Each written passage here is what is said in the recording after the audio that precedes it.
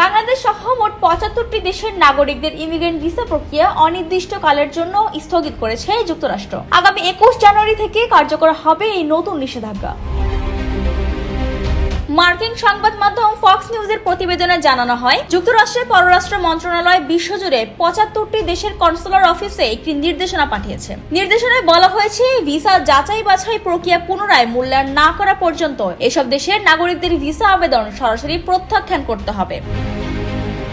নিষেধাজ্ঞার তালিকায় রয়েছে Afghanistan, Bangladesh, Pakistan, Iran, Iraq, Nepal, Nigeria, Brazil, Russia, Thailand সহ মোট ৭৫টি দেশ।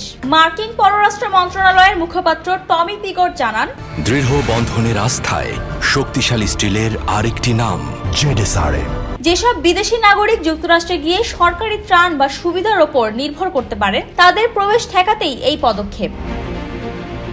২০২৫ সালের নভেম্বরে দূতাবাসগুলোতে পাঠানো নির্দেশনাগুলোর ধারাবাহিকতায় এবার আরও কঠোরভাবে প্রয়োগ করা হচ্ছে তথাকথিত পাবলিক চার্জ নীতি। এতে আবেদনকারীর স্বাস্থ্য, ইংরেজি ভাষাজ্ঞান, আর্থিক সামর্থ্য এবং চিকিৎসা নির্ভরতার বিষয়গুলো কঠোরভাবে বিবেচনা করা হবে। এমনকি বয়স্ক বা অতিরিক্ত ওজনের আবেদনকারীদেরও ভিসা না দেওয়ার নির্দেশনা দেওয়া হয়েছে। এর আগে গত বছরের জুনে ৪৮টি দেশের ওপর প্রবেশ নিষেধাজ্ঞা জারি করেছিল ট্রাম্প প্রশাসন। এবার নতুন করে আরো বহু দেশ যুক্ত হওয়ায় আন্তর্জাতিক অঙ্গনে ব্যাপক আলোচনার সৃষ্টি হয়েছে। যুক্তরাষ্ট্রের দাবি, এগুলো দরিদ্র দেশ, যেখানে অনেক নাগরিক যুক্তরাষ্ট্রে প্রবেশের পর অবৈধভাবে অবস্থান করে যায়। তবে সমালোচকদের মতে এই পদক্ষেপ বৈষম্যমূলক এবং বৈশ্বিক অভিবাসনে বড় ধাক্কা। ডেস্ক রিপোর্ট, জয় দিন।